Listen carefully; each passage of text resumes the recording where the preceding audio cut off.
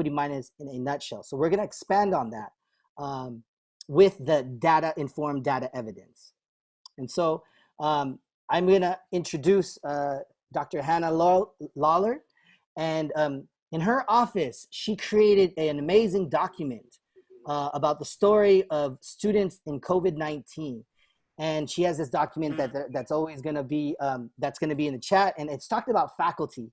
But what I did was I switched it to classified professionals also can support them, because we also are leading into this. And so I invited Hannah, and she's been so gracious with her time to tell us about how that study was conducted, what is the study about, and give us some background context. So thank you, Hannah, for being here. I appreciate you. So the students, actually from associated students, the student leaders, they came to Mike Tuatasi and I and said, you know, we just don't feel like the campus is understanding kind of what we're going through. And what we understood, you know, as the Office of Institutional Research, is that stories are really powerful in getting people to really understand, you know, and the stories of these 10 students, they're not representative of every single student, but I do feel like there's a lot of common themes that students experience. And so we didn't want this to be just, we're going to, you know, talk to students and create kind of a profile about what their experience has been.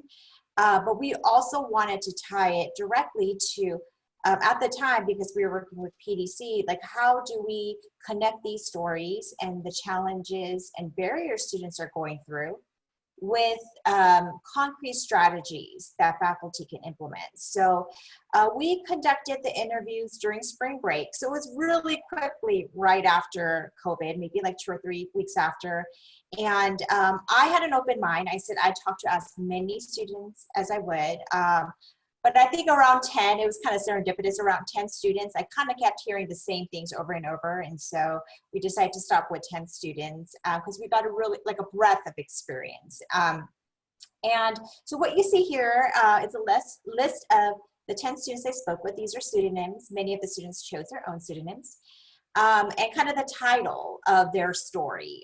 So what we prepared was 1 page for each student. And we didn't do a whole essay about the student, but kind of just a very brief narrative of what they were going through. And a quote we pulled directly from my interviews with them. And then we also included 2 or 3 strategies that, you know, faculty could use to address, you know, those specific barriers and challenges students were facing. We are going to reference the Equity Mindedness Framework along with your Santa Monica College Equity Framework. And then we're going to use these stories, right? And each breakout room will be assigned a specific student and a student story, and everyone will discuss and empathize with that student experience. And why I say discuss and empathize, because I don't want to see it from like an outsider's point of view. Oh, so sorry about these students' experiences. We want to empathize with that student experience so we can better meet their needs, right? And so what we're going to do is we're using the Santa Monica College Equity Framework. How will your group, your classified professional group, support recommendations for the student of each component of the framework? Okay, what does that mean? Right, so we got next team 5 for Amy. You're up. Go ahead, team Amy.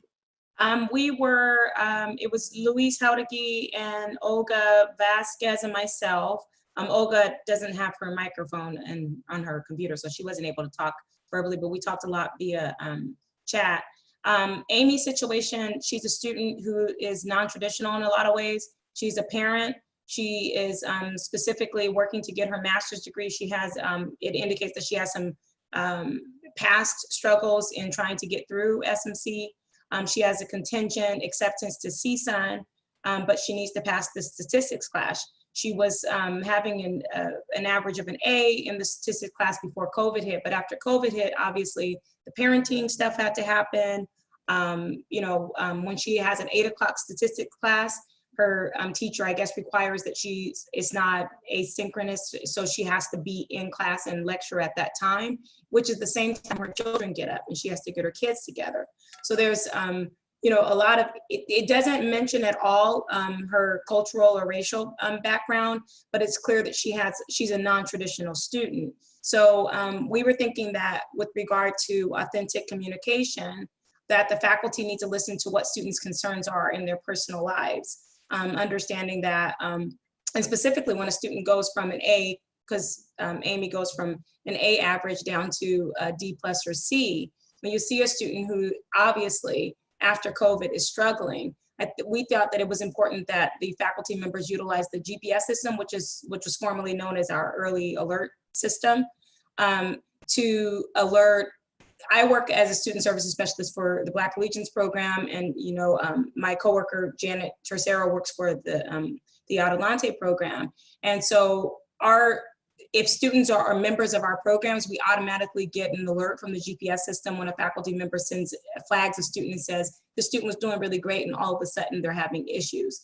And so that system specifically needs to be utilized, I think, more often by faculty members at the beginning of the semester when students aren't doing well, but also when you notice that students are, obviously they were doing really great at the beginning and then they're struggling at one point.